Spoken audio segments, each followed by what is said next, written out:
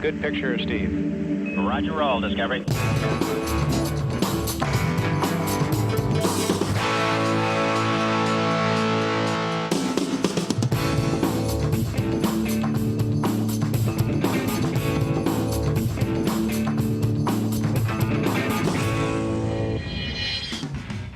Cette semaine, la fine équipe d'ORLM revient sur un marché dont le potentiel semble gigantesque, celui de la maison connectée. Présenté comme le relais de croissance de la tech pour les 10 prochaines années, il attire les plus grands noms de la Silicon Valley. Alors, qui d'Apple ou de Google va parvenir à imposer son standard ? Débat. Bonjour à tous, soyez les bienvenus dans Refait le Mac alias ORLM. Bienvenue dans le studio de Dailymotion qui nous accueille chaque semaine et qui nous diffuse chaque vendredi soir en exclusivité. Donc abonnez-vous à notre chaîne sur Dailymotion. Et avec nous cette semaine pour parler du marché de la maison connectée, le fondateur de Netatmo, Frédéric Potter. Bonjour Frédéric. Bonjour Olivier. Tu es également le président de Netatmo. C'est vraiment une start-up aujourd'hui spécialisée dans tout ce qui est objets connectés et particulièrement la maison. Alors effectivement, Netatmo aujourd'hui dans la maison connectée, c'est 3 produits. La station météo qui est notre produit historique. Le thermostat pour smartphone qui permet de réaliser jusqu'à 37% d'économie d'énergie en rendant finalement intelligent le thermostat. Et puis la caméra Welcome. Qui est une caméra de sécurité, tout à fait. Et donc tu feras une petite démo tout à l'heure. Comme quoi on peut être entre guillemets une petite start-up française et affronter sur leur terrain les gens de la tech que sont par exemple Google ou Nest. Et ça marche plutôt bien d'après ce que j'ai compris. Alors il y a plusieurs choses. Si on n'aime pas la compétition, il ne faut pas faire du consumer electronics, ça c'est clair. Et puis il faut avoir peur de personne. Voilà. Donc il faut être sûr de soi, être humble et puis mettre en avant nos produits. Et on voit Philippe Starck derrière toi parce qu'en fait le produit est designé, entre autres le thermostat est designé par Starck. Tout à fait. Avec moi également en plateau le Benjamin de cette émission, mais également l'anthropologue du Mac, Paul Rony. Bonjour Paul. Bonjour Olivier. Alors tu t'es plongé dans le marché de la maison connectée ? J'ai essayé, oui, avec moult difficultés parce qu'il y a énormément d'informations et il a fallu trier. Oui, on aura beaucoup de choses à dire ce soir parce que c'est vrai, entre les chiffres et les perspectives et la réalité, il y a souvent un grand pas. La touche 1, la présente de cette émission, vous la connaissez, il s'agit de Fanny Bouton, de fannysparty.com, de l'actu techno et du magazine H+. Bonjour Fanny. Bonjour Olivier. Ça va bien ? Bah écoute, ça va. Tu as beaucoup de questions cette semaine sur le thème des objets connectés, ça a beaucoup inspiré les internautes ? Écoute, oui, on a des petites questions bien intéressantes. Bon, alors on en parlera à la mi-temps de Fanny, donc à la mi-temps de cette émission. En duplex, un peu plus loin depuis Lyon, le rédacteur en chef de notre partenaire média, à savoir Clubic, Julien Jay. Bonjour Julien. Bonjour Olivier, comment vas-tu ? Ça va bien. Et toi, donc l'objet connecté, c'est aussi un domaine que vous maîtrisez bien chez Clubic. On en parle beaucoup, c'est vraiment un sujet à la mode. En tout cas, on s'y intéresse régulièrement. Oui, tout à fait. Voilà. Et dernier chroniqueur cette semaine, nouvelle tête dans Refait le Mac, Patrick Béja, animateur du podcast Le Rendez-vous Tech. Bonjour Patrick. Bonjour Olivier, merci de me recevoir. C'est un honneur que d'être présent parmi vous. Oui, ça fait des années qu'on discute ensemble. Ça fait des années que tu animes le Rendez-vous Tech. Tu peux nous présenter, s'il y avait encore à le présenter, ton podcast, pardon ? Écoute, le Rendez-vous Tech, c'est un podcast audio qui résume toutes les 2 semaines toute l'actu j'allais dire du jeu vidéo. Ça, c'est le rendez-vous jeu, il y en a plusieurs. Oui, le Rendez-vous Tech, c'est l'actu tech, Internet, etc. Ouais, tu as élargi ton champ d'activité. Il y a de plus en plus d'émissions et c'est très bien. Exactement. Voilà. Et c'est bien parce qu'en plus, tu es l'un des rares. Pour le Rendez-vous Tech, effectivement, on résume toute l'actu de Internet, tech, gadgets et on fait ça en 1h30 toutes les 2 semaines en podcast audio pour le coup. Donc, un excellent complément à On refait le Mac que vous pouvez écouter dans la voiture en conduisant ou dans la maison en faisant le ménage ou au travail en faisant semblant de travailler, par exemple, au hasard. Mais on a des gens qui nous regardent en conduisant, on les a vus sur Twitter. On a vu surtout la gueule des voitures. Oui, et puis il faut le signaler, tu es l'un des rares podcasteurs historiques de la tech en France et surtout à vivre du podcast, donc c'est justement rare pour être souligné, c'est aussi synonyme d'un contenu de qualité. Voilà. Avant d'aborder le thème principal de cette émission, rentrer dans le détail sur la maison connectée, on va parler tout de suite du chiffre de la semaine. Alors Paul, quel est le chiffre de la semaine ? Eh bien Olivier, cette semaine, le chiffre de la semaine, c'est 3,2. Alors à quoi est-ce que ça correspond ? Oui, à quoi ça correspond ? Eh bien, c'est le chiffre d'affaires du marché de la maison connectée en France en 2015. En 2014, il était à 2,9 milliards d'euros pour l'année 2014. En 2015, on est à 3,2, donc c'est une progression. il sera probablement, Ouais. on sait qu'il est, une projection. globalement. C'est une projection quand même à une échéance assez courte. On verra qu'il atteindra cet objectif normalement. Et donc c'est une croissance assez énorme pour un marché qui est quand même assez nouveau. Oui, donc ça c'est pour la France, ça c'est pour la maison connectée. Et c'est pour 2014 et 2015. Parce qu'on a vu, Paul, ces dernières années, un nombre incalculable de chiffres se multiplient autour du marché des objets connectés, et parfois des chiffres qui sont complètement hallucinants, Paul. Eh bien, on peut citer les 7100 milliards de dollars que prévoit IDC à l'horizon 2025 pour le marché des objets connectés. C'est assez énormissime. Donc on comprend mieux pourquoi les géants de la tech s'intéressent à ce marché-là. On a la chance d'en avoir un acteur, pas encore un géant, c'est tout le mal qu'on lui cède avec Fred en plateau. Qu'est-ce que ça t'inspire ces perspectives, qui sont quand même un peu plus raisonnables, mais c'est quand même un chiffre très important pour la France. Est-ce qu'ils ne sont pas un peu trop surévalués? Où est la vérité dans tout ça? Non, on le voit à la fois dans les études de marché, dans les prévisions, on est sur des vrais sujets. Le sujet de la maison connectée, c'est un vrai sujet. On est entouré dans nos maisons par des objets assez bêtes qui vont gagner énormément à être connectés à Internet. Il y a beaucoup d'acteurs. Nous, on en fait partie modestement. Il y a des acteurs plus grands, des acteurs traditionnels, des acteurs en rupture. Et c'est un marché colossal et qui ne va cesser de croître. Je lisais l'autre jour, les gens me disent « Ah là là, Netatmo, vous êtes maintenant arrivé, on connaît votre marque, etc. » Je disais, si on a fait un sondage dans la rue à Boulogne pour savoir le taux de reconnaissance que l'on avait de notre marque, on arrive à entre 1 et 2%. Si vous prenez 100 personnes et vous en avez 2 qui connaissent notre marque. Ouais, c'est très identifié dans le marché plutôt des geeks et des utilisateurs avancés. Donc ça veut dire qu'on a encore une énorme croissance devant nous.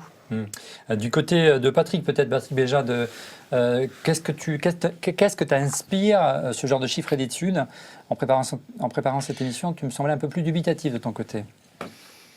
Ouais, moi je vais peut-être jouer un petit peu le rôle du méchant, ou on va dire plutôt le rôle de la personne à convaincre sur la maison connectée, parce que c'est vrai que je vois beaucoup de choses et beaucoup de...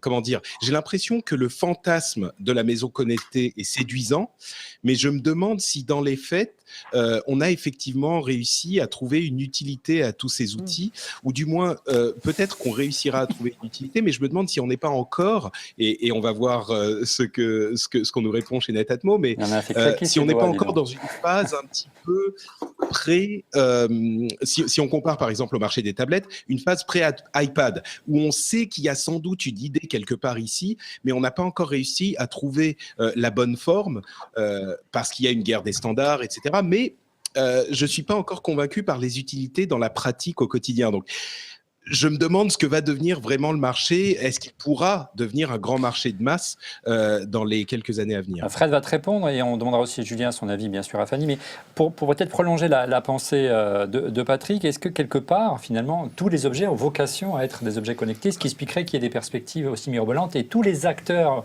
historiques de ces marchés, notamment dans l'électroménager, seraient amenés demain à faire des objets connectés? Alors tous les objets ne seront pas connectés. Connecter son grille-pain ne présente aucun bénéfice pour le consommateur, donc ça n'arrivera probablement pas. Je suis sûr que je vais te retrouver ça quelque part. Oui, bien sûr, et on va trouver un gadget, mais c'est pas le sujet. Non, c'est pas Darty qui fait un bouton connecté?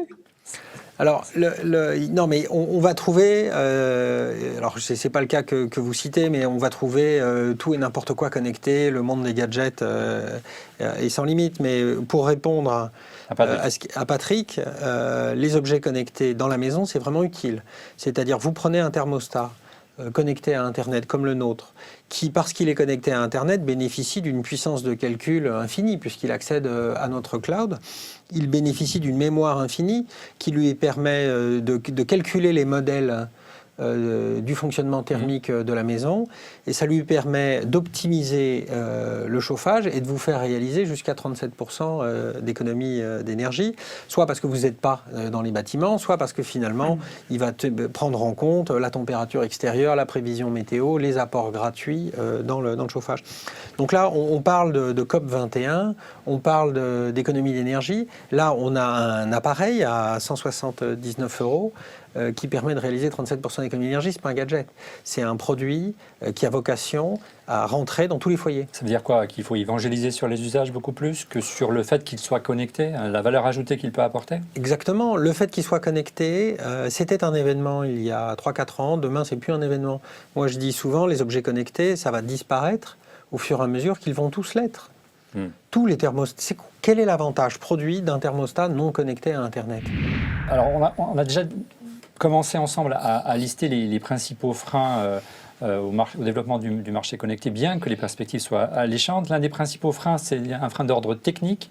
Il y a différents standards, différents protocoles radio qui régissent ces objets connectés. Donc, on va essayer de vous donner le plus d'informations possible aujourd'hui pour vous permettre de faire votre choix. La difficulté, Fred, c'est que presque chaque fabricant a presque choisi son propre standard autour de leurs objets connectés. Non. Est-ce que ce n'est pas aussi un frein? C'est-à-dire d'un côté, tu vas avoir des objets autour de protocoles radio tels que le Wi-Fi, de l'autre du Bluetooth, de l'autre du Z-Wave, on va les lister ensemble. Est-ce que... Non, je ne pense pas du tout. Je pense que c'est pas le sujet. Je pense que le standard, c'est pas le sujet. Le consommateur... Moi, je connais aucun consommateur qui rentre dans un magasin et qui dit « Bonjour, je voudrais un thermostat Z-Wave, Zigbee... » Le consommateur, il dit « Je voudrais piloter mon chauffage à distance. » Et les industriels lui disent, tiens, voilà un thermostat connecté à Internet. Aujourd'hui, le débat avec le consommateur, il n'est pas sur le standard. Oui. Il faut quand même permettre... oui, mais enfin, quand même... Il faut quand même permettre... Pardon, je me permets d'intervenir, excuse-moi Olivier, mais effectivement, Fred, donc vous voyez les choses du point de vue de Netatmo, et effectivement, quand on a principalement, on va dire, le thermostat, bon, on a un standard, on branche ça à la maison, on branche ça au chauffage, ça marche, mais ensuite, le consommateur qui va acheter son thermostat quelque part, et puis qui va vouloir ensuite aller acheter un autre objet connecté ailleurs, la question des standards devient un vrai casse-tête. Pour moi, qui est suivi un tout petit peu cette... Pardon, allez-y. Elle deviendra un vrai casse-tête. Oui. C'est-à-dire que s'il faut se placer dans le temps, ouais. Si on regarde aujourd'hui la réalité du marché 2015, les 3 milliards d'euros de chiffre d'affaires qu'il y a à faire, la question de l'interfonctionnement des produits entre eux, c'est une question future. Oui, mais c'est pas une question d'exécution. On essaie quand même d'être un peu respecté dans cette émission et c'est pour ça qu'on s'intéresse au standard, parce qu'effectivement, quand on fait le choix d'une première solution à la maison, tout va bien, mais quand on veut faire interagir différentes solutions, c'est là que le bas risque de blesser. Alors on va essayer ensemble de lister, peut-être avec Julien, le premier standard en préparant cette émission, on les a listés ensemble. C'est l'un des plus développés en matière de domotique. Avant même les objets connectés, la domotique était déjà là. Près de 100 fabricants l'ont adopté. C'est le Z-Wave. Tu peux nous dire un petit mot, Julien ? Oui, Z-Wave, standard radio, c'est le plus développé, celui qui est utilisé par le plus de monde. Et ce qui est intéressant avec le Z-Wave, c'est qu'il est interopérable. Et que donc, en principe, si j'ai un routeur Z-Wave comme la solution HomeLive d'Orange, par exemple, je peux tout à fait plugger sur ma base Z-Wave des accessoires de marque Fibaro, de marque Belkin, s'ils ont envie d'en sortir, ou autre. Donc, c'est ça l'intérêt d'avoir un standard comme le Z-Wave, c'est qu'on peut effectivement étendre son écosystème domotique avec les composants que l'on veut, sans rajouter une base qui va utiliser quelque chose de propriétaire, puis une autre, puis une autre. Donc ça, tu le disais, c'est un standard assez répandu dans tout ce qui est, je dirais, domotique pur jus, notamment tout ce qui est système d'alarme et notamment les capteurs sur les portes, sur les fenêtres. L'avantage de cette techno, Fred, c'est plutôt qu'elle est plutôt peu consommatrice en bande passante et en électricité, donc assez facile à alimenter. Oui, on a vraiment, je pense qu'on va parler de Zigbee. Zigbee Z-Wave, c'est le même débat finalement, c'est le débat du lien radio courte distance, on va dire une distance intermédiaire entre le Wi-Fi et le Bluetooth, au sein de la maison, pour raccorder des objets autonomes en énergie ou à très faible consommation. Les choses... Alors non, c'est l'appairement des objets Z-Wave ou des objets Zigbee est loin d'être simple. Effectivement, on peut faire des scénarios d'interfonctionnement, mais je ne sais pas si vous le savez, mais le DECT, le DECT est un standard. Avant, il y en avait un autre qui s'appelait CT2, qui étaient des standards qui permettent sur le papier de faire interfonctionner des bases de téléphones sans fil de maison avec des combinés de téléphones sans fil de la maison. Bon. Si vous essayez de vendre un appareil comme ça sans les avoir pré-appairés en usine, vous avez 10% ou 15% de retour, puisque le client n'arrive pas à appuyer sur les deux boutons en même temps. Et à ma connaissance, je pense qu'il y a en gros personne qui ne s'est jamais lancé dans une opération consistant à appairer une base Philips avec un téléphone Siemens pour prendre les grandes marques. Et dans la maison connectée, je pense que ce sera pareil. C'est-à-dire que quand bien même ces standards d'interfonctionnement radio existent et sont respectés, les consommateurs qui vont s'amuser à prendre un capteur de porte de chez Pierre, le brancher sur un gateway de chez Paul et utiliser une app tierce pour le faire fonctionner, bon, ça arrivera, mais peut-être et pas tout de suite. Bon, là, vous comprenez bien qu'on est plutôt dans des technos qui sont vraiment liés à la domotique. Et si on écoute bien Fred, c'est pas forcément quelque chose que tu sens se développer à l'avenir. C'est plutôt une techno du passé pour toi, pour la domotique, hein. Le Z-Wave ou le Zigbee sont des technologies extraordinairement utiles pour les gens comme nous qui fabriquons des produits. Ouais. C'est-à-dire que nous, quand on va raccorder, je ne sais pas, un thermostat avec sa base, on va pouvoir utiliser comme corde à notre arc le Z-Wave ou le Zigbee parce qu'il y a des composants, parce que ça va être des technologies. Ça va passer les coûts, j'imagine, puisque les composants existent déjà. Voilà, les composants existent, les technologies sont efficaces. Donc pour nous, ce sont des cordes à notre arc, mais est-ce que le consommateur... C'est transparent. Les technologies qui répondent à un problème majeur pour ce type de produit, c'est l'autonomie. Si tu n'as pas de capteur d'ouverture de porte ou de fenêtre en Wi-Fi, c'est bien qu'il y a une raison, c'est que le Wi-Fi prend trop d'énergie. Bien sûr. Une petite pile suffit à alimenter le capteur pendant plusieurs mois, voire plusieurs années. Hein. C'est ça l'avantage. Il est évident que le capteur de porte, pour des raisons d'économie d'énergie et de coût, ne sera jamais Wi-Fi, en tout cas pas tout de suite. Donc il va être Zigbee ou Z-Wave. Je termine de développer l'argument. Ça veut dire que le consommateur, s'il a pris des ampoules connectées Philips, il a une base Philips. S'il a pris la solution HomeLive de chez Orange pour la sécurité de sa maison, il a une base HomeLive en plus de sa Livebox. S'il a pris la solution du thermostat Netatmo, il a un Netatmo. S'il a pris, je ne sais pas, par exemple, une caméra Netgear pour surveiller son intérieur, il a une base Netgear, etc., etc. Donc il a juste 4 bases en cascade parce que ces différentes topologies de produits qui pourraient tout à fait parler entre elles ne parlent pas entre elles pour le moment. Et on comprend la nécessité, peut-être l'émergence d'un standard qui permettrait à tous ces objets et toutes ces passerelles de communiquer entre elles. Pour finir le tour d'horizon de ces différentes technos, après ces technos entre guillemets un peu plus exotiques du monde de la domotique, il y a des technos qu'on connaît bien dans le secteur des télécoms, de l'informatique, c'est le Wi-Fi. Là, il s'est imposé naturellement. D'ailleurs, tu l'as adopté pour la caméra. Évidemment, là, il te faut une bande passante large et évidemment, là, le Wi-Fi, ça reste encore l'idéal. Et surtout à la maison, tout le monde a du Wi-Fi quasiment aujourd'hui. Si vous arrivez dans le magasin et que vous dites mon objet est Wi-Fi ou si vous dites mon objet est Bluetooth, le consommateur il comprend. Il dit tiens il est Wi-Fi, les gens qui ont du Wi-Fi en général le savent, les gens qui ont du Bluetooth sur leur téléphone le savent parce que par exemple ils ont relié leur téléphone à leur voiture ou à leur kit main libre. Donc le grand public a une connaissance profonde de ces technologies et de leur cas d'usage. Et même si je rejoins ce qui a été dit sur la multiplication des gateways, qui est quelque chose sur lequel il faut travailler. Notre caméra, il n'y a pas de gateway, elle est nativement Wi-Fi.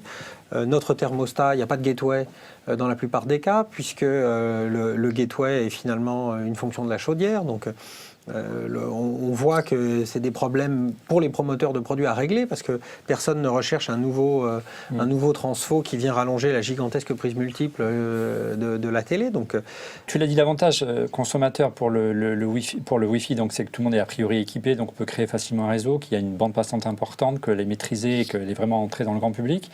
Tu peux nous faire rapidement une petite démo justement de ce que ça permet de faire concrètement aujourd'hui, une caméra de surveillance au sein de la maison, une caméra de surveillance Wi-Fi.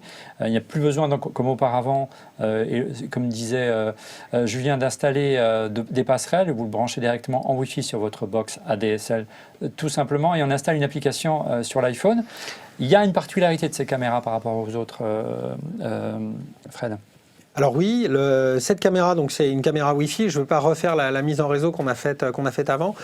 Juste pour dire, on a une licence MFI, donc on est sous licence Apple, ce qui nous permet de récupérer directement les mots de passe du Wi-Fi que vous avez déjà rentrés dans votre téléphone. Donc il suffit finalement de retourner la caméra pour pouvoir la mettre en réseau. On n'a même pas à retaper son mot de passe, donc c'est d'une simplicité folle. Donc là, j'ai amené avec moi une caméra Netatmo. On voit le plateau et on voit que la caméra a une fonctionnalité de reconnaissance faciale. C'est-à-dire, elle a reconnu Paul, elle a reconnu Olivier.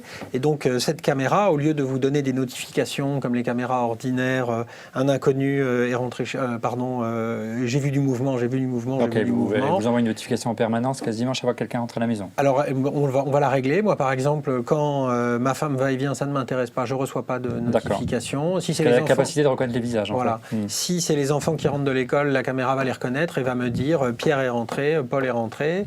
Et puis si c'est un inconnu, évidemment, ça va m'envoyer une notification un peu plus agressive. Ouais.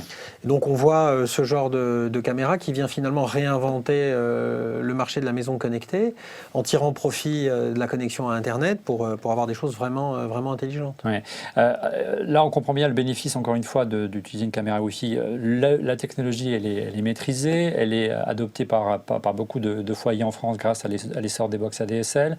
Elle est facile à configurer, tu l'as dit, effectivement, on en a fait l'expérience tout à l'heure, puisqu'elle récupère automatiquement les mots de passe, donc il n'y a même pas à rentrer un mot de passe du Wi-Fi. D'un autre côté, l'inconvénient du Wi-Fi, c'est que ça bouffe pas mal d'énergie. Et là, le défaut que je dirais comme ça en regardant la caméra, c'est qu'il y a encore un fil. Et pour la déployer à la maison, ça reste quand même un relatif frein. Alors oui, c'est une caméra effectivement qui a un fil. On la place à un endroit... pour l'alimentation électrique. Exactement. On la place à un endroit où elle doit voir la porte d'entrée. On sort des accessoires qui sont des capteurs de porte qui viennent se mettre autour de la caméra pour finalement couvrir les endroits qui sont complémentaires pour couvrir les endroits que la caméra ne voyait pas, qui eux, évidemment, sont sans fil, fonctionnent sur pile avec une très longue portée, une très longue durée de vie. Alors, on imagine que c'est la raison pour laquelle que d'autres... Oui, Julien ? Oui, pardon Olivier, non, mais c'est une des faiblesses du Wi-Fi. Le Wi-Fi a été conçu il y a... plusieurs dizaines d'années maintenant. Pour faire des réseaux. À l'époque, il n'a pas du tout été conçu dans une optique d'économie d'énergie. Donc, le protocole Wi-Fi, lui, l'une de ses particularités de base, c'est que régulièrement, si c'est pas toutes les secondes, il dit bonjour, je suis là, t'es là, ah oui, je suis là, t'es là, oui, et je suis toujours là. Et du coup, forcément, ce hand-check permanent fait que ça consomme énormément. Donc, il y a certains fabricants qui contournent en modifiant le Wi-Fi. Donc, c'est toujours du Wi-Fi, mais ils vont supprimer cette partie de handshake où ils vont faire des mises en sommeil et des mises en réveil. Mais par défaut, le Wi-Fi consomme énormément. Et, ça peut expliquer pourquoi d'autres standards émergent également, issus de l'informatique, des appareils d'informatique, notamment au Bluetooth, qui, lui, a des vocations, je dirais, un peu plus économes, Patrick ou Julien. On voit beaucoup de systèmes, notamment d'ampoules. Tu parlais tout à l'heure des ampoules Wi-Fi de chez Philips. Il y a beaucoup d'ampoules connectées en Bluetooth.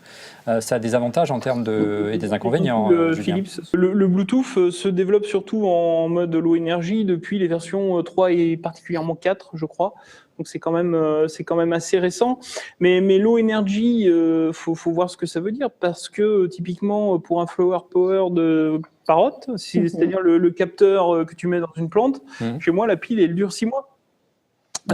6 mois pour un capteur dans une plante, je trouve que c'est trop court, surtout vu l'usage que j'en fais. Patrick ou Fanny, votre vision des choses en tant que geek et au-delà en tant qu'utilisateur d'objets connectés, est-ce que l'argument standard, l'argument Wi-Fi, Bluetooth, vous regardez ou c'est totalement transparent pour vous ? Moi, c'est transparent, c'est plus, en effet, combien d'applis je vais avoir sur mon smartphone pour aller me connecter à tous ces objets-là et combien de fois j'y vais par semaine, en fait. C'est ça. Après, c'est l'installation, c'est qu'est-ce qui est compatible ou pas, parce qu'en effet, c'est toutes ces box qui me gênent. J'ai tendance à préférer les objets qui se connectent en direct, sans avoir 2 box centrales actuellement, parce que à chaque fois que j'ai voulu essayer tout un tas de systèmes et de marques différentes avec les box, ça devient vite les cafés et souvent les interfaces sont assez laides. Voilà, moi je dirais Fanny vient d'avoir la remarque de bon sens du consommateur qui va regarder le bénéfice produit, la simplicité d'utilisation. Alors sur le sujet des apps, on va revenir, c'est un vrai sujet, c'est-à-dire de centraliser. Une app par objet, ce qui est un vrai problème. Alors, une fois de plus, ça n'est pas encore un vrai problème, mais il faut qu'on soit tous bien conscients que ça le sera dans 5 ans, lorsque il y aura une pléthore d'objets. Donc, effectivement, on a un vrai besoin de standardisation au sein de nos téléphones portables pour avoir une application capable de gérer plusieurs... oui, il y en a déjà quelques-uns d'objets connectés à la maison qu'on peut voir sur l'écran. Là encore, j'ai fait du nettoyage. Mais voilà, ça, et entre bien parenthèses, ça posera connectés. d'autres problèmes également. Peut-être Patrick peut en dire un mot en termes de densité de réseau Wi-Fi. Si on a 50 objets Wi-Fi à la maison, à un moment donné, le réseau, je ne suis pas sûr qu'il tienne. Il va falloir aussi muscler un petit peu les box ADSL, peut-être, Patrick. Oui, non, mais enfin, il est certain que tout ça ne peut pas fonctionner que sur du Wi-Fi, ne serait-ce que pour une question de fonctionnalité, comme vous le disiez très bien, un objet, enfin comment ça s'appelle, une serrure, voilà, connectée, par exemple, bah, ça va pas fonctionner en Wi-Fi, ça peut pas, il faut l'alimenter différemment, etc. Mais je crois que l'enjeu principal, effectivement, comme le disait Fred au début et comme il l'a répété plusieurs fois, il y a une vraie question de simplicité pour le consommateur. Je crois en fait, on est en train de tous dire la même chose parce que Fred voit les solutions d'aujourd'hui, qui se vendent aujourd'hui, qui sont pour le grand public relativement limitées. On va acheter un thermostat connecté ou un appareil connecté et voilà, on va s'arrêter là. Nous qui sommes ou une lampe, oui, par exemple. Nous qui sommes peut-être des geeks qui s'intéressons un petit peu plus qui sommes très early adopteurs et qui préfigurons peut-être le marché tel qu'il existera dans 4 ou 5 ans, on se rend compte de tous ces problèmes. Déjà maintenant. Et, il est certain qu'il va... Voilà, et nous on s'en rend compte, ça concerne peut-être pas encore le grand public, mais il est certain qu'il va falloir une harmonisation si on veut que la maison connectée devienne une réalité facile parce que, encore une fois, les vrais consommateurs, les vrais gens, ils vont pas aller chez Darty ou la Fnac ou je ne sais quelle autre boutique et dire bonjour, je veux un thermostat Wi-Fi, une serrure Zigbee et un machin Z-Wave. Et Patrick, on comprend pourquoi aujourd'hui les grands noms de la tech se positionnent sur ce marché-là. On le disait en préambule pour des questions, j'imagine, de perspective de vente et de marché énorme qui se présente devant eux. Mais également une volonté d'imposer un standard pour faciliter l'interconnexion et favoriser leurs propres standards. Donc on abordera l'avenir et quel standard va pouvoir émerger et tout ce qui en découle, à savoir les problèmes de sécurité, les enjeux de la big data dans la deuxième partie de cette émission. Mais avant, je propose qu'on passe au busomètre de la semaine. Alors Paul, quel est donc le classement des rumeurs autour de la planète Apple cette semaine ? Bon bah écoute, là il y a des choses qui arrivent, il va se passer des choses intéressantes puisqu'on a l'iPad Les rumeurs Pro sont de retour. et l'Apple TV qui arrivent, les iMac sont sortis, on l'avait déjà dit la semaine dernière. Ouais. Maintenant on attend les MacBook Pro, mais on va voir que c'est pas pour tout de suite. Alors qu'est-ce qu'on a droit ? En première rumeur, on en a beaucoup parlé cette semaine, il y aurait 1000 ingénieurs chez Intel qui travailleraient sur la puce réseau de l'iPhone 7. Déjà. Apple aurait... L'iPhone 7, c'est l'iPhone sur lequel on a eu le plus vite des rumeurs après la sortie du 6S. Dès le lendemain, on a eu des éléments sur son possible design, sa finesse. Très vite, on a su des choses sur l'iPhone 7. Donc 1000 ingénieurs chez Intel pour la puce réseau. On ne parle pas du futur A10 ou de l'A10X. C'est l'info rumeur la plus reprise sur le net cette semaine. Voilà. Deuxième rumeur, l'Apple TV sera disponible le 26 octobre. Tim Cook a fait savoir que les précommandes seraient ouvertes, mais là on a appris par un biais un petit peu différent que l'Apple TV serait achetable entre guillemets le 26 octobre. Donc on va voir, effectivement, il y a quelques fournisseurs d'applications de l'Apple TV qui ont commencé à communiquer sur le fait que des applications compatibles Apple TV arriveraient et ils délivrent la date du 26 octobre, donc on verra la semaine prochaine si on l'aura en plateau ou pas. Troisième rumeur, des prix en hausse pour l'iPad Pro et l'Apple TV, elle est toujours là depuis la semaine dernière, mais ça devient inquiétant. C'est-à-dire comme on l'avait dit, on s'approche quand même de la frontière psychologique des 1000 € pour un iPad Pro Wi-Fi de 32 Go. C'est beaucoup, c'est trop, il va falloir faire quelque chose. L'Apple TV, quant à lui, on ne connaît toujours pas ses prix. On sait qu'aux États-Unis, ce serait $150 le modèle de 32 Go. Bon, là, on est sur un stade de prix psychologique. Le modèle 64 Go, mais en France, on serait Au-delà des 200 € pour le modèle de 64 Go, c'est beaucoup. On a un industriel avec nous. Cette politique tarifaire d'Apple, qu'est-ce que ça t'inspire, cette volonté toujours de contrôler le taux de change, mais on voit bien que ça va bien au-delà. Ils font très attention au prix aux États-Unis. En Europe, on a l'impression que le consommateur européen passe à la caisse. Tu partages ce sentiment également? En Europe, il y a une TVA à 20% dans la plupart des pays. C'est vrai. Alors que les prix aux États-Unis sont pas les prix aux affichés avec la TVA. États-Unis sont hors taxe. C'est ce qui justifie l'essentiel Pas toujours. l'essentiel de l'écart de prix. Le reste, c'est les anticipations sur le taux de change et les risques. Effectivement, je dirais que le consommateur américain est plus sensible au prix que le consommateur européen. Il y a une plus grande élasticité prix aux États-Unis, traditionnellement dans tous les secteurs du consumer tech, qui fait que la compétition est plus basée sur les prix aux États-Unis qu'en Europe. Alors qu'Apple est un constructeur américain. Quatrième rumeur, Paul. Quatrième rumeur, entre 2,5 et 6 millions d'Apple Watch écoulés. Je sais, ça fait un énorme delta. Je sais, je sais. Je suis marre de au courant, café. mais on va expliquer. Ouais, vas-y. Alors pourquoi un tel écart? Parce que tous les analystes ont publié un petit document sur les possibles chiffres de vente de l'Apple Watch. Le consensus, si on les met tous dans un tableau Excel, qu'on fait une moyenne, c'est 3,9 millions d'Apple Watch vendus. Mais de ce qu'on sait, effectivement, on serait plutôt dans la fourchette haute des ventes. Donc l'Apple Watch se serait écoulé entre 4 et 6 millions d'unités. Alors on va se retourner à nouveau vers Fred. Qu'est-ce qui se dit en off ou en back-office sur les ventes de l'Apple Watch vraiment? Moi, j'en sais absolument rien. J'en ai une autour de... J'en ai une, c'est mon métier. Voilà, j'avais pas de montre avant, donc maintenant je découvre ce que c'est que d'avoir une montre. On en... Il va y avoir des apps Netatmo sur Apple Watch. Alors c'est déjà le cas. La caméra Wellcome aujourd'hui supporte la montre.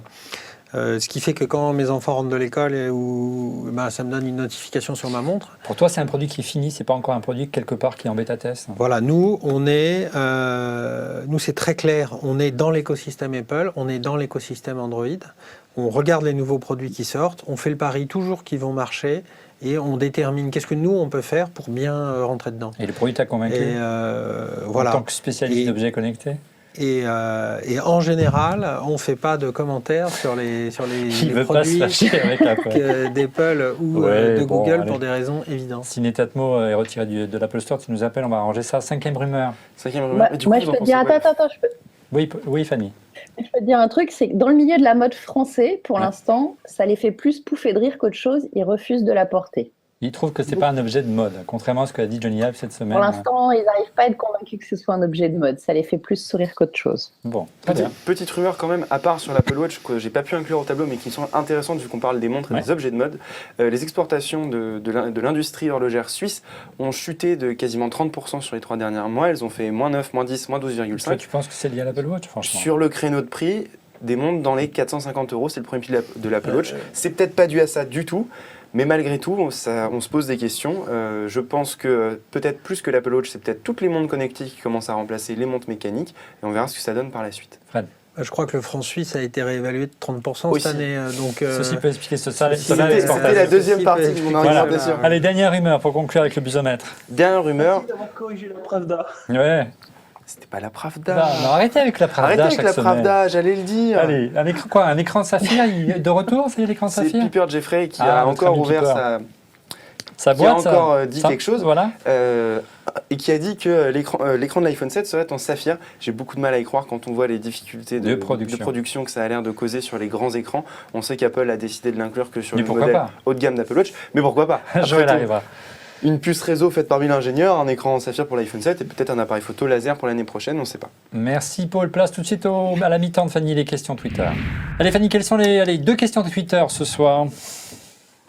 Alors, la première, c'est comment expliquer qu'Apple n'ait pas profité de sa nouvelle Apple TV pour pousser HomeKit plus en avant? On va se tourner vers Fred, toi qui étudie de manière sérieuse toutes les technos qui émergent. Oui, c'est vrai que lors de la keynote, ils n'ont très peu parlé de présentation de l'Apple TV d'HomeKit, mais l'Apple TV a un rôle autour d'HomeKit aujourd'hui. HomeKit, c'est le standard des objets connectés d'Apple. On va en parler dans un instant. Effectivement, Apple, je dirais, avait initialement annoncé en 2014 que l'Apple TV serait nécessaire pour pouvoir faire fonctionner à distance, depuis l'extérieur de son domicile, les produits HomeKit qui sont à la maison. Et quand on voit les taux de pénétration dans les foyers de l'Apple TV par rapport aux taux de pénétration de l'iPad ou de l'iPhone, c'était une posture, on va dire... audacieuse. Voilà, qui a beaucoup fait réagir l'industrie et qui peut-être explique pourquoi le déploiement d'HomeKit a été un peu plus lent que prévu, parce que quelqu'un qui achète un thermostat connecté à Internet aujourd'hui, il est quand même extrêmement sensible au fait que ça marche à distance, puisque c'est une grande fonction, une grande partie de l'usage vient de là, et il n'a pas forcément envie, il n'a peut-être pas la télé chez lui, il n'a peut-être pas envie de s'acheter une Apple TV. On a un produit HomeKit, là, c'est celui de gâteau, donc l'un des premiers produits du marché. Il est Bluetooth, donc il ne se connecte pas à Internet. Donc effectivement, c'est l'Apple TV qui lui permet de communiquer et de faire la passerelle Wi-Fi nécessaire à le faire communiquer en Wi-Fi. Autre question, Fanny? Alors, on est en France, hein, tu connais le scepticisme des Français par rapport à tout ce qui est nouvelle techno. Comment se protéger contre le piratage domotique et des objets connectés? Et est-ce qu'on ne va pas rentrer dans une ère encore plus Big Brother avec tous ces objets? Alors, on devait en parler dans la deuxième partie de l'émission, mais on va aborder le sujet tout de suite. C'est un débat qui a émergé en gros depuis à peu près 12 mois autour des risques de piratage des objets connectés, sachant que ces objets sont connectés à votre réseau. Est-ce qu'effectivement, il y a un vrai risque aujourd'hui lorsqu'on installe une solution Netatmo ou autre, de se faire pirater son ordinateur? Est-ce qu'il y a un vrai danger aujourd'hui? Je dirais les objets connectés, de ce point de vue-là, ne changent rien aux deux risques, qui sont à la fois les risques de sécurité informatique et les risques d'atteinte à la vie privée. Aujourd'hui, vous avez votre mail. Souvent, votre mail, d'ailleurs, il n'est pas chez vous, il est sur un serveur à l'extérieur, distant. Donc, on voit bien que les Français, généralement, et plus généralement tout le monde, a appris à faire confiance à un certain nombre de marques qui ont montré leur capacité à plus ou moins bien gérer la privacy, donc le respect de la vie privée et la sécurité. Nous, on prend ça très au sérieux. On n'est pas du tout fanfaron sur ces sujets-là. Est-ce qu'on peut dire que les premiers objets connectés n'avaient pas forcément pris en compte cette problématique-là et que forcément, à terme, le marché est devenu un peu plus mature et qu'aujourd'hui, effectivement, on y regarde à deux fois avant de sortir un produit en matière de sécurité? Je pense qu'aujourd'hui, l'ensemble des industriels, les gens sérieux ont vu les difficultés et aujourd'hui, on est tous... On emploie tous des moyens cryptographiques et de sécurité informatique pour éviter, à la fois pour conserver la confiance du consommateur. Le consommateur, il se dit, cette marque, c'est une marque qui respecte ma vie privée, c'est une marque dans laquelle j'ai confiance pour confier à ma maison, et donc on fait tout ce qu'il faut. Pour ne pas avoir de problème, bien sûr. Si je peux me permettre... Oui, Patrick. C'est tout bête, mais par exemple, sur la caméra MyFox, ils ont pensé à mettre un volet qui fait que la caméra se couvre quand on décide de... Voilà. Et donc, finalement, c'est pas une sécurité, on va dire, informatique, c'est plus une sécurité... mais du coup, parce que le problème de toutes ces caméras qu'on a de connectées, c'est qu'elles sont piratables et qu'on peut récupérer un flux vidéo chez quelqu'un. Alors, c'est la crainte, en tout cas. Elles ne sont pas nécessairement piratables. Il y a des gens qui ont essayé de pirater toutes les caméras du marché. Il y a des modèles, ils y arrivent, et il y a des modèles, ils n'en parlent pas. C'est une crainte plus qu'une réalité, c'est ce que tu es en train de dire. C'est une crainte. Je crois que... Mais par définition, je crois le risque zéro n'existe pas. Et la réalité, c'est que c'est pas tant l'objet en lui-même qui pose problème dans sa sécurité, c'est soit l'usage détourné qui peut être fait par une tierce personne, de son entourage ou pas. Et le deuxième problème, c'est la sécurité des données stockées ou qui transitent dans le cloud. Alors, et là-dessus, c'est pas le produit en lui-même en fait qui est problématique. C'est l'usage qu'on peut en faire. Qu'est-ce qu'on va faire des données? Alors justement, l'approche de sécurité et de respect de la vie privée que nous on met en œuvre, elle est globale. C'est-à-dire, elle inclut effectivement l'entourage qui a parfois légitimement accès ou parfois pas à la caméra. Donc on a des fonctionnalités qui permettent finalement de donner un accès à son entourage, mais aussi de contrôler ce qu'ils font, des choses comme ça. Le stockage des données dans le cloud, nous on a un parti pris qui est de ne pas stocker de vidéos dans le cloud. donc stockage sur carte SD dans la caméra, ce qui nécessite d'avoir un accès physique au produit pour pouvoir récupérer les vidéos. Troisièmement, on utilise dans le tunnel des technos de crypto type bancaire qui ont fait leurs preuves, qui sont quand même de la crypto très très forte. Donc la réflexion de sécurité, c'est pas juste on va pas pirater ma caméra. C'est une réflexion de sécurité dans les usages. On a des fonctionnalités comme l'a fait Google. Si quelqu'un accède à votre compte, vous recevez des emails, vous recevez des notifications qui permettent de voir vraiment, d'avoir une approche 360 sur le respect de la vie privée et la sécurité. Patrick, il y avait aussi peut-être un enjeu plus global. On parlait de la sécurité, mais surtout de que font les grands constructeurs, les grands géants de la tech qui se positionnent de la data. L'enjeu de la big data autour des objets connectés qui est considérable, Patrick. Oui, bien sûr. La big data, effectivement, c'est toujours un enjeu important.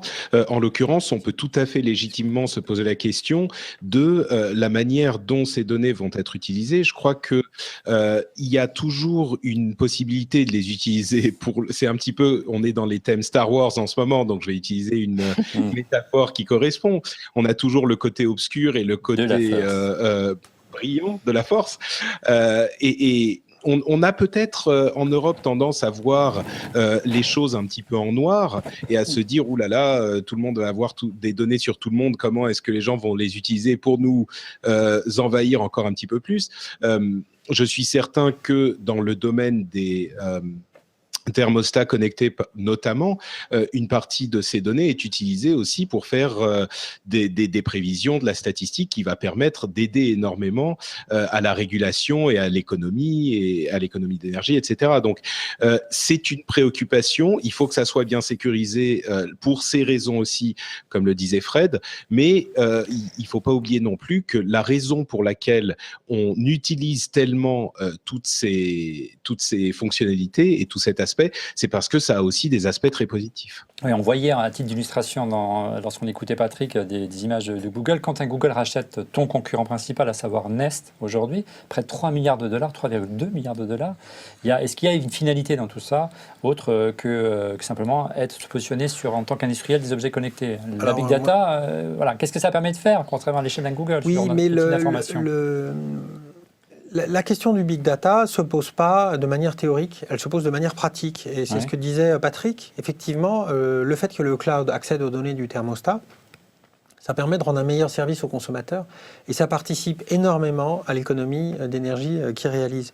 Et donc, moi, je pense que les consommateurs, c'est des grands garçons. Ils prennent des décisions éclairées. Vous leur dites, voilà, je vais savoir quelle est la température qu'il fait chez toi. Sans savoir où tu habites.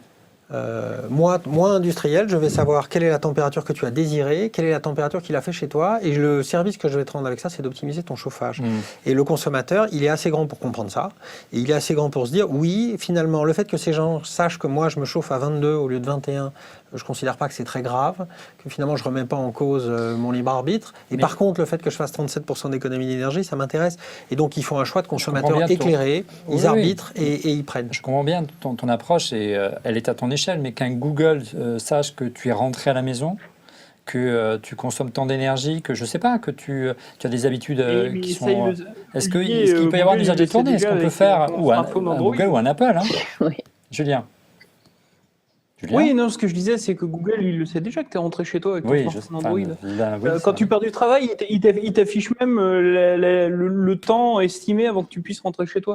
C'est hyper important, là, ce que dit Julien, c'est que ça correspond à ce qu'on disait tout à l'heure. On a tendance à voir le côté négatif, mais c'est vraiment une pièce, on peut la retourner et voir le côté positif. Google, qui sait que tu pars de ton bureau et qui sait quelles sont les conditions du trafic et des embouteillages, va pouvoir te rendre un grand service. Et là encore, Fred le disait, il faut simplement, ce qui est très important dans toutes ces discussions, c'est d'être honnête avec le consommateur, de lui dire ce qu'on sait, de lui dire comment c'est protégé et de lui dire ce que ça va lui apporter. Et à partir de là, c'est au consommateur de faire sa décision, de prendre sa décision, en sachant qu'il y a toujours une possibilité a priori minimisée autant que possible que les choses se fassent pirater. On espère que ça n'arrive pas, mais on sait bien, de la même manière que quand on prend sa voiture, qui a a un risque qu'on ait un accident. Et de la même manière, pour fermer la boucle, que quand on remplace sa serrure par une serrure électronique, on se dit, oh mon Dieu, ça peut se faire pirater. Bah oui, mais votre serrure, elle peut se faire forcer aussi. Non, mais Donc, au-delà, des risques, Patrick, on peut comprendre qu'à partir du moment où Google ou une autre marque, quelle qu'elle soit, a accès à ce type d'information, elle le monétise pour pouvoir financer le service, tout simplement. Il ne faut pas s'en étonner. Le service est gratuit, donc il est normal d'un autre côté. Bien sûr. Il faut savoir comment il le monétise aussi. Par exemple, c'est pas gratuit Google. Souvent, c'est l'utilisateur le produit. Exactement. Ouais. On avance donc sur les différents standards et sur ces deux géants que sont Apple avec HomeKit et Google avec Brio et Wave. Un bref panorama, parce qu'on a pris beaucoup de retard ce soir sur les standards autour d'HomeKit. Quelle est la vision d'Apple par rapport à celle de Google? La vision d'Apple est vraiment radicalement différente de celle de Google dans la gestion de la big data, mais au-delà, Google voudrait plutôt installer un système d'exploitation dans les objets connectés. Ce n'est pas la vision d'Apple, Fred. Alors nous, le HomeKit a une philosophie assez étonnante, puisque HomeKit, tout est fait pour qu'il n'y ait rien dans le cloud. C'est-à-dire le cloud d'Apple, il passe les plats, entre guillemets, entre les uns et les autres, mais les informations sont dans les terminaux d'un côté et dans les objets de l'autre, sans centralisation dans le cloud, ce qui est un parti pris philosophique d'HomeKit, ce qui rend les choses assez compliquées. D'ailleurs, mais il faut savoir lire entre les lignes pour les critiques, mais vas-y, c'est intéressant. Et c'est un parti pris qui n'est pas aujourd'hui celui que suit Google, dans lequel les produits ont tendance à d'abord télécharger leurs données dans le cloud. Ouais. Donc l'objectif d'Apple, c'est plutôt de simplifier l'installation, de rendre interopérable, je dirais, tous les objets qui utilisent leur standard. Moi, si vous voulez, il y a une image que j'aime bien, c'est le connecteur 30 points. C'est-à-dire, si on se remet il y a 15 ans, au lancement de l'iPod, en 2001, assez rapidement, on se retrouve avec ce connecteur 30 points un peu bizarre. Et ce connecteur 30 points, Apple a mis en place un programme pour licencier les constructeurs de chaînes Hi-Fi, entre guillemets, ou de dock. Et ils ont créé une industrie qui est l'industrie du dock son. Le consommateur, il avait besoin d'avoir un dock son pour pouvoir tirer bénéfice de son iPod dans toutes les configurations. Et les industriels de l'audio, des chaînes Hi-Fi, étaient bien contents finalement qu'Apple change les disques à leur place, et à la place du client. Et donc, le connecteur 30 points a été compris par le consommateur. On comprenait à quoi ça sert, on comprenait l'usage, et donc cette industrie a décollé pour le plus grand bénéfice de tout le monde.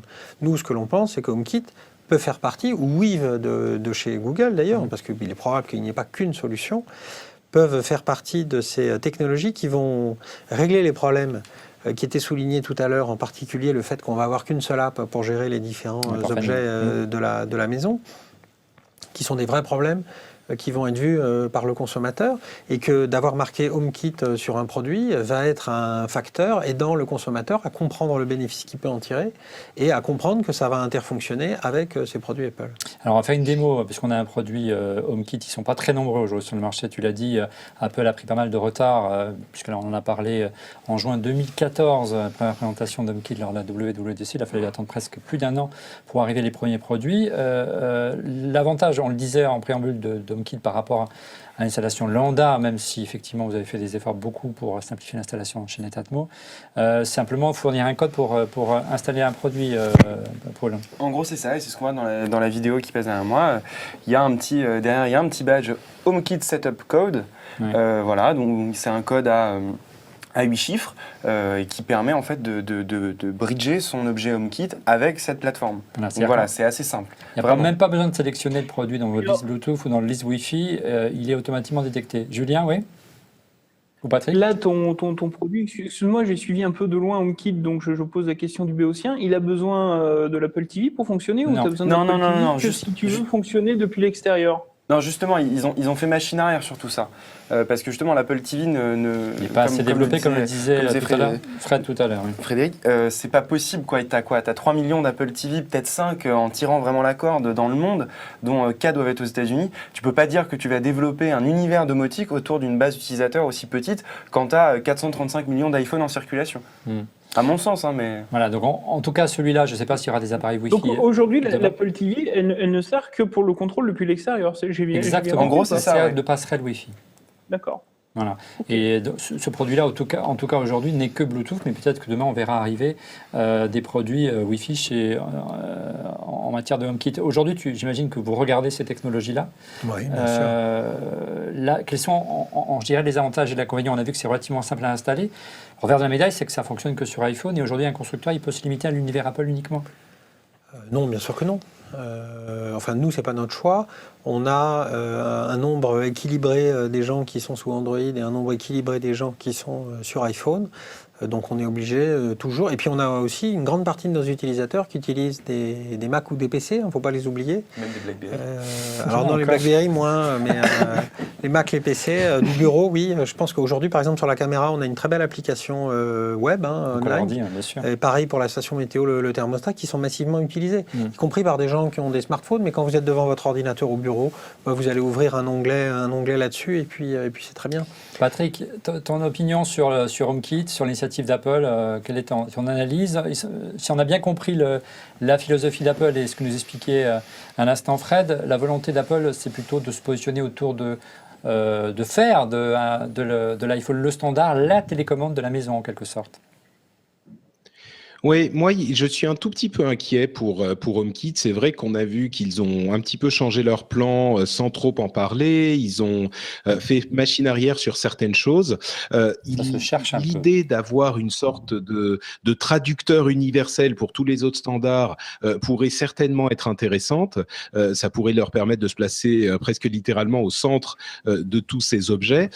Moi, ce qui m'inquiète un petit peu, c'est cette idée qu'ils ne stockeront les informations nulle part. C'est peut-être une peur un peu irrationnelle, mais c'est la manière dont ils envisageaient iCloud au tout départ. Ils ne voulaient pas avoir une copie qui était, entre guillemets, la vérité dans le cloud sur laquelle se calqueraient toutes les copies qui étaient sur les devices. Ils se disaient, on va juste synchroniser tout ça, et ça provoquait des casse-têtes infernaux pour les développeurs. Finalement, ils ont fait machine arrière, comme on le sait. Ils ont aujourd'hui une version des fichiers dans le cloud, sur iCloud. J'imagine que c'est pas les mêmes problématiques avec des objets connectés, que les choses sont moins problématiques à ce niveau. Mais il n'empêche que entre ça et la machine arrière qu'ils ont fait et les modifications d'intention qu'ils ont eues, je suis plus aussi enthousiaste sur HomeKit que je l'étais au moment de l'annonce. Oui. Et on n'en a pas parlé ce soir. Un dernier point pour faire le tour complet d'HomeKit, c'est aussi qu'on peut piloter intégralement ces objets avec Siri, mais là encore également, quand on connaît les difficultés parfois de l'assistant vocal d'Apple, il y a encore pas mal de progrès à faire, je crois, Fred, sur ce côté-là. Ça dépend des langues. Il y a des langues ça marche très bien, il y a des langues aux États-Unis. En tout cas, la France a fait pas mal de programmes, effectivement. C'est l'enjeu aussi, c'est de pouvoir piloter les objets connectés via Siri. Un petit mot, Julien, pour conclure, peut-être, ou Fred. Il y a quand même des gens qui réussissent à faire des merveilles avec HomeKit, Siri, d'autres systèmes comme Sarah, par exemple, qui est un système développé depuis très longtemps par Jean-Philippe Ancos, qui en fait, permet de mettre en relation tous ces systèmes-là.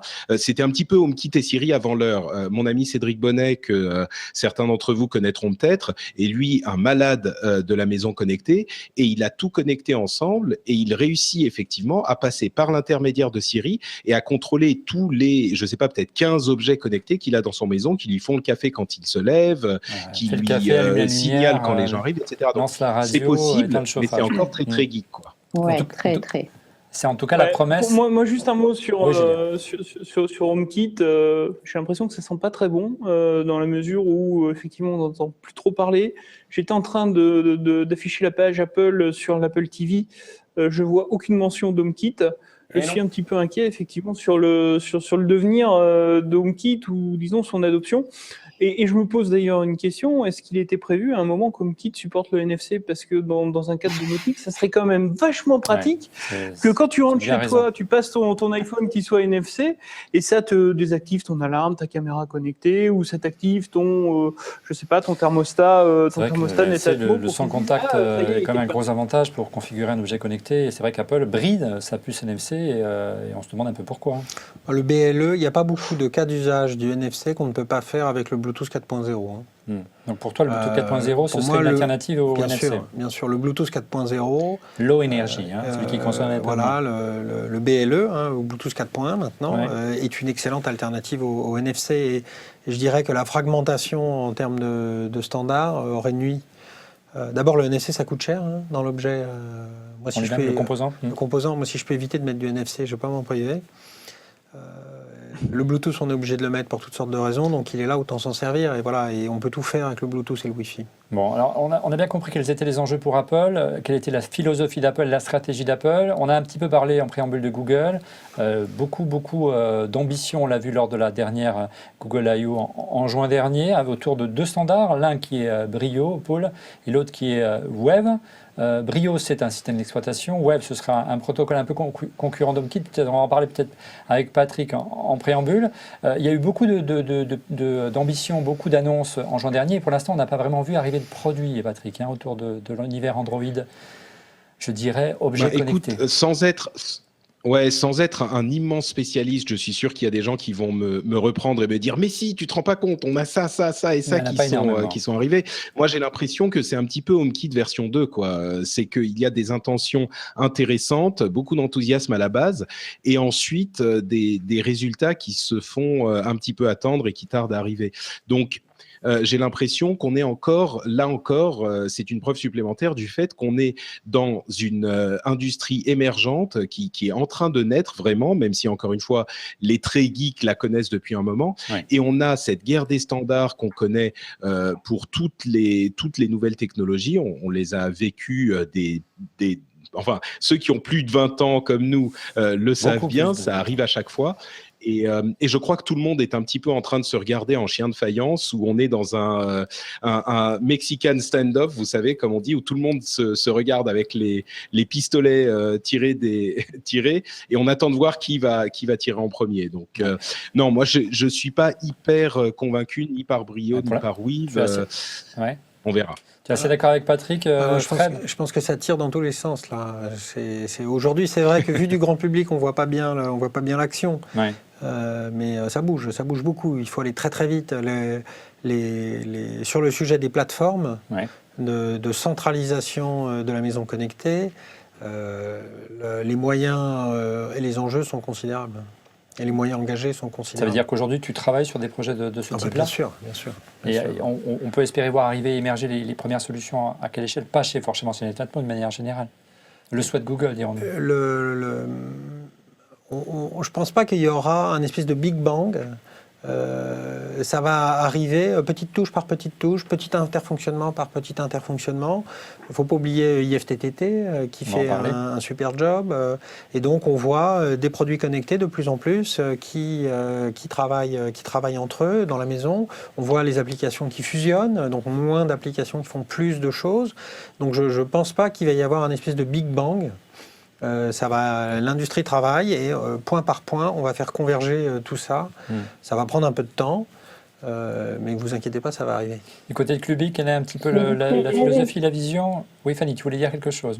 Moi, j'ai une petite question. C'est du coup, les objets connectés qu'on achète maintenant, les vôtres par exemple, est-ce qu'ils vont s'intégrer dans ce qui vient par la suite ou est-ce qu'il va falloir quand même racheter après des choses qui seront plus compatibles ? Alors nous, effectivement, on s'emploie essentiellement à permettre l'upgrade logiciel des objets qu'on a déjà vendus. Alors nous, on n'est pas du tout dans une logique d'obsolescence programmée, on est dans une logique, quand on peut, de maintenir l'investissement qui a déjà été fait. Tu sais que tu vas revenir dans 5 ans et tu joueras la main sur le cœur, tu diras pas d'obsolescence programmée. Non, mais aujourd'hui, on s'emploie, la station météo, par exemple, même si l'intérieur a changé plusieurs fois, parce qu'on a fait des composants, des évolutions techniques pour bénéficier de nouveautés, etc.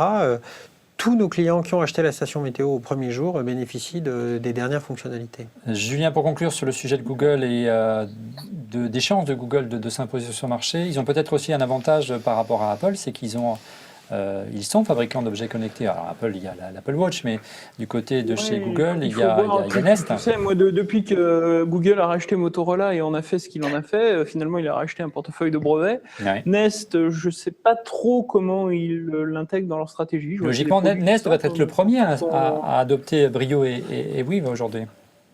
Peut-être, c'est pas encore le cas. La logique le voudrait. Moi, je voulais revenir. Sur Google, je demande à voir. Je suis un petit peu comme disait mon camarade tout à l'heure, en mode HomeKit 2.0. Donc, j'attends de voir ce que ça va donner.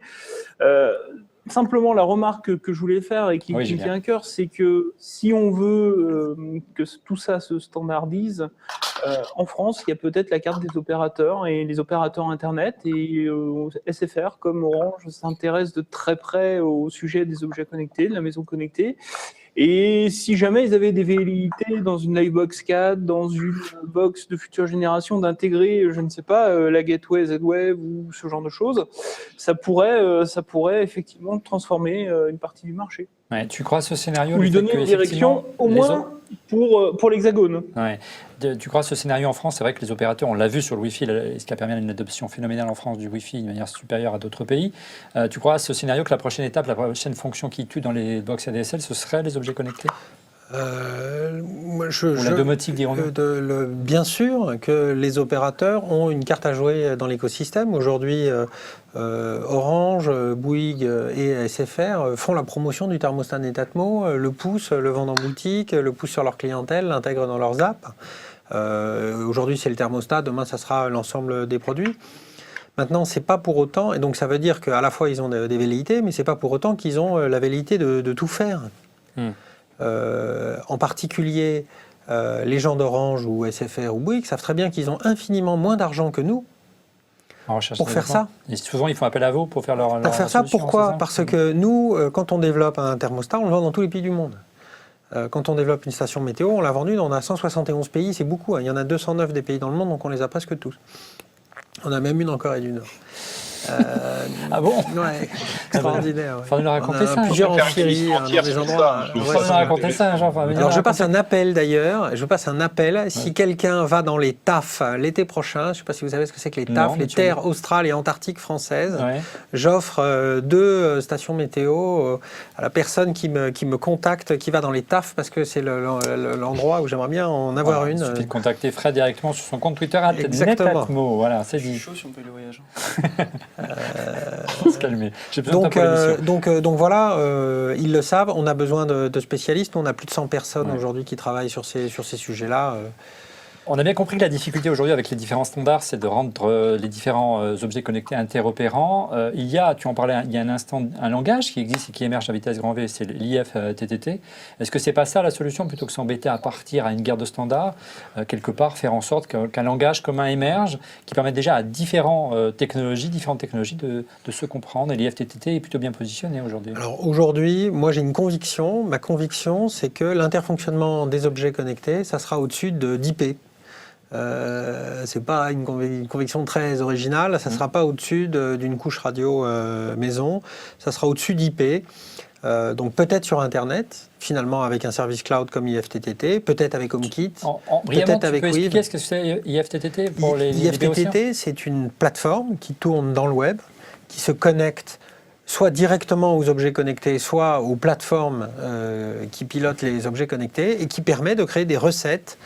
C'est-à-dire, on va pouvoir dire, lorsque ma caméra Netatmo, ma caméra Welcome reconnaît que je rentre à la maison, ça va allumer les lumières Philips Hue.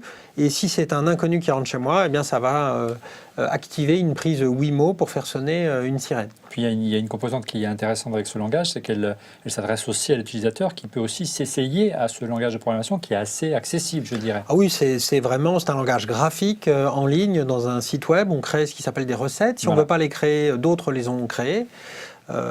Donc on peut utiliser les recettes qui ont été faites par d'autres, donc c'est tout à fait accessible. Ouais. Pour conclure le champ des standards avec peut-être Julien, notre spécialiste Microsoft. Où est Microsoft aujourd'hui sur les objets connectés? On a parlé d'Apple beaucoup, on a parlé de Google également. Quid de Microsoft? C'est une très bonne question, Olivier. Ce qu'ils proposent aujourd'hui, c'est Windows 10 IoT. Ouais. Donc, c'est effectivement une version de Windows 10 Internet of Things qui, notamment, se destine au Raspberry, à ce genre de petites choses. Pour l'instant, ils ont également Windows Embedded qui peut éventuellement, dans certains cas, servir pour des solutions domotiques bien particulières. Mais la réalité, c'est que... Oui, bon, si on peut contrôler un peu, c'est pas méchant, rigolo. c'est méchant, c'est facile, Ouais. c'est facile. Et non, mais ils ont pas. La réalité, c'est qu'ils n'ont pas d'équivalent à, enfin aujourd'hui, pas de solution commerciale qui puisse prétendre, ne serait-ce que rivaliser avec ce que peut-être pourra promettre demain HomeKit, quoi. Ouais. Toute dernière question cette fois-ci, on est vraiment arrivé, je vous prenais au terme de l'émission avec Patrick. Est-ce que finalement l'avenir, histoire de mettre tous les géants d'accord et pour rassurer les plus inquiets, ce ne serait pas l'émergence d'un standard totalement ouvert, que l'ensemble des constructeurs se tiennent par la main et permettent l'émergence d'un standard ouvert entre ces différents objets connectés? Ah bah ça serait le rêve. Mais bon, Il y a des Les initiatives, industriels qui Patrick. bah bien sûr, oui, il y a des initiatives. On a entendu des choses même assez inattendues de la part de Samsung, par exemple, il y a quelques temps. Le problème, c'est que, encore une fois, les standards, ils existent pour deux raisons. Pour que tout marche ensemble et pour que celui qui possède le standard puisse se faire beaucoup d'argent. Donc, ces deux forces se tiraillent et personne ne veut lâcher l'affaire avant d'être sûr qu'elle soit vraiment perdue. Donc, ça serait effectivement une solution idéale. Moi, j'y crois assez peu dans la réalité, quoi. Fred? Ça fait partie des options. Il est possible que chacun des grandes plateformes de téléphones portables, donc Google et Apple, pensant qu'ils ont que ce sujet est trop stratégique, souhaitent chacun dans leur coin développer leur propre standard. Et donc, mais en tout cas, aujourd'hui, il y en a 50 des standards, ça ne va pas durer. Ouais. Je pense qu'il y en a une partie qui va finir par disparaître. Est-ce qu'un standard ouvert pourrait gagner? Oui, peut-être. Le pire n'est pas certain. Bien. Oui, surtout qu'il y a d'autres standards qui pourraient émerger derrière ces objets connectés, derrière la domotique, la nécessité d'un standard, parce que derrière pourrait se greffer un autre marché encore plus impressionnant et un potentiel aussi énorme qui est celui de la robotique. Mais on aura l'occasion d'y revenir avec Fanny, parce que c'est notre spécialiste de la robotique. Dans une autre émission, l'heure est venue de passer à vos coups de cœur. Allez, les coups de cœur, on commence suite en plateau avec Frédéric. Quel est ton coup de cœur ce soir? C'est mes 10 ans avec Sonos. 10 ans que tu as adopté 10 ans que j'ai adopté Sonos, alors avec des contrôleurs qui n'étaient pas l'iPhone il y a 10 ans. Hein. Ouais, on avait des contrôleurs qui étaient des appareils spécifiques. J'ai acheté mon 7e Sonos le week-end dernier. Voilà, toute la famille est convaincue. Super intégration avec Spotify. Qui a un peu bugué pendant quelques mois, mais qui est maintenant parfaitement au point.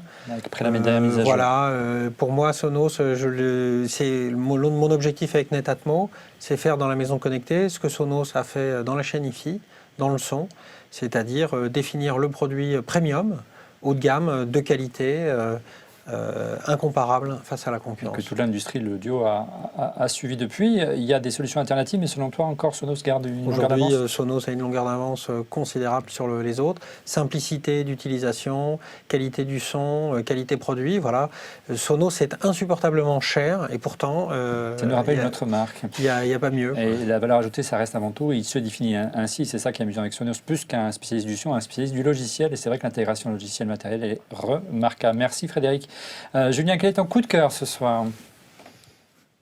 C'est plutôt un coup de gueule. Un coup de gueule. Steam, ou plutôt Valve avait annoncé, c'était au CES 2014, c'est Steam Machine, qui devrait arriver au mois de novembre, donc dans très peu de temps. Ce qui est tout juste disponible, c'est le Steam Controller, donc la manette de jeu proposée par Valve, donc pour la plateforme de téléchargement légal de jeux vidéo Steam. Et cette manette, en fait, quand je l'ai reçue, je me suis demandé si j'avais acheté un produit fini ou un Kickstarter, parce que la qualité du produit, sa finition n'est certainement pas à la hauteur des 70 € que la précommande m'a coûté, et j'ai trouvé ça assez rapidement inutilisable. Ouais. Je pense que j'aurai l'occasion de vous en dire plus très prochainement sur Clubix, si j'arrive à trouver aussi, parce que j'aimerais quand même trouver quelque chose de positif à dire dessus. Ouais. Mais pour l'instant, c'est vrai que c'est un peu la déception. Donc à voir, parce qu'effectivement, ils proposent une manette, ils proposent aussi un boîtier qui est le Steam Link, qui se branche à ta télé et qui te permet de diffuser tes jeux du PC à la télé dans le salon. À voir si de ce côté-là, ils se sont un peu moins loupés, mais la manette, en tout cas, je suis loin d'être convaincu pour le moment. Merci Julien. Fanny, de ton côté, ton coup de cœur ce soir? Alors, mes 2 coups de cœur. Le premier, c'est le retour de Guitar Hero, le fameux jeu vidéo de chez Activision. Il avait fait un carton, ça s'appelle Guitar Hero Live. Ce coup-ci, ça arrive en pack avec 2 guitares et c'est avec un plaisir non modéré que j'ai de nouveau un jeu qui me permet de battre mon fils depuis Pokémon. Donc voilà, c'est du pur plaisir. Et en plus, maintenant, c'est lié à une chaîne télé qui est intégrée dans le jeu, qui permet d'avoir vraiment tout un tas de nouveaux clips et de nouvelles musiques qui sont vraiment sympas et ça permet de redécouvrir des nouveaux morceaux et des nouveaux groupes. Et puis mon deuxième coup de cœur, c'était hier le lancement de la première boutique Sephora Flash. Alors maintenant, c'est des boutiques pour réduire dans ville les espaces. Au lieu de 400 ou 500 mètres carrés où il y a plein de stocks, etc., vous arrivez dans la boutique, ça fait que 100 mètres carrés. Il y a des testeurs partout et vous avez une petite carte comme ça, voilà. Donc c'est le panier digital. Vous le posez à gauche sur un lecteur NFC et à droite, vous pouvez poser les objets, les testeurs et commander intégrés dans votre panier et soit vous récupérez en magasin dans un autre magasin le lendemain, soit on vous les livre chez vous. Et voilà, donc c'est les premières boutiques connectées et ils ont rajouté tout un tas de petits gadgets pour recevoir des échantillons, faire des photos, des objets connectés, la maison connectée, les boutiques connectées, tout un programme. Les filles se connectent de plus en plus. Merci voilà. Fanny. Paul, ton côté, ton coup de cœur. C'est une BD qui est sortie qui s'appelle Fantastic Jobs, qui a l'air extrêmement bien. J'ai eu l'occasion d'en lire quelques planches. Je vous la recommande, c'est vraiment très sympathique. Il y a un rapport avec qui j'imagine ? Oui, c'est Steve Jobs.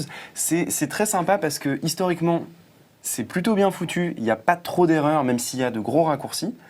C'est forcément plus simple à lire que la biographie de Walter Isaacson. Et puis je trouve que voilà, les dessins sont sympas, il y a un petit air mignon, voilà, ça donne très envie de la lire et je me dis que si l'histoire de l'informatique pouvait prendre un petit peu cette tendance-là, ce serait pas mal, donc je vous la recommande. On me souhaite dans l'oreillette que j'ai failli oublier le coup de cœur de Patrick. Excuse-moi Patrick, ton coup de cœur ce soir.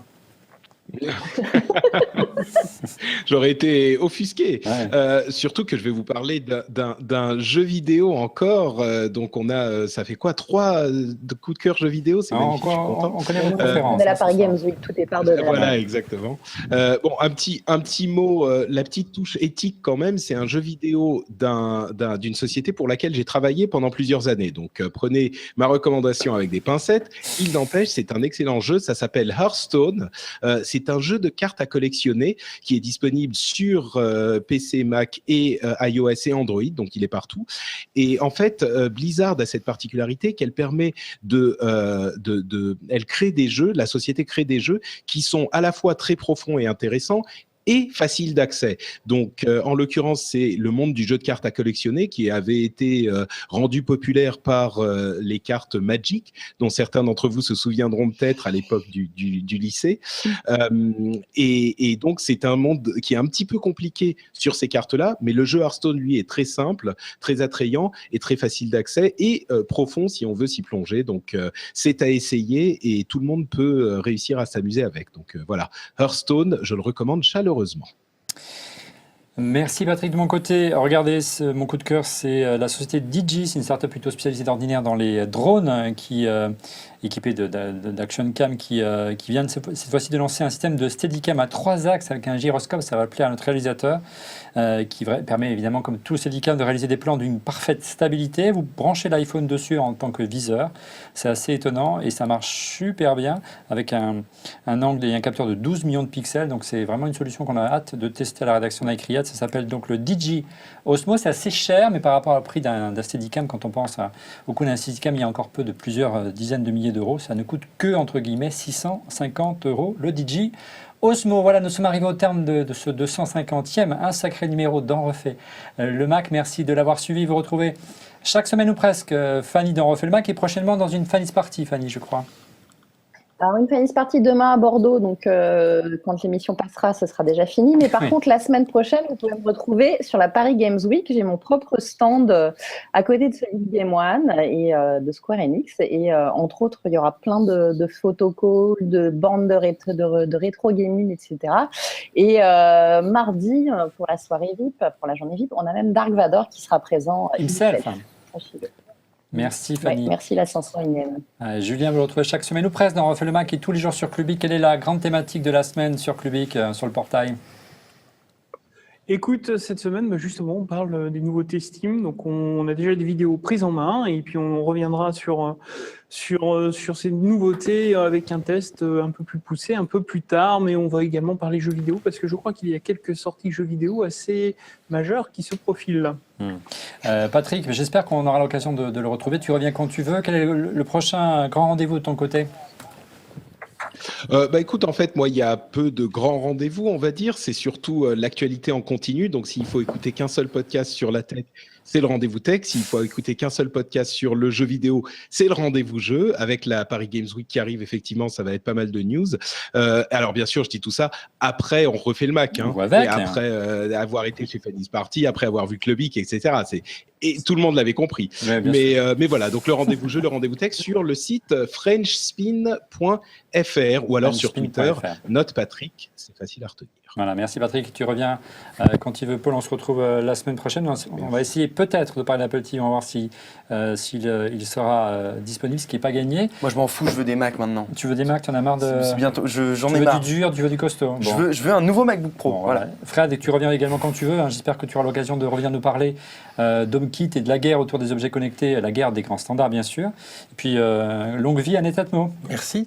Et quant à nous, si vous êtes d'accord, on se retrouve dès la semaine prochaine. Au revoir.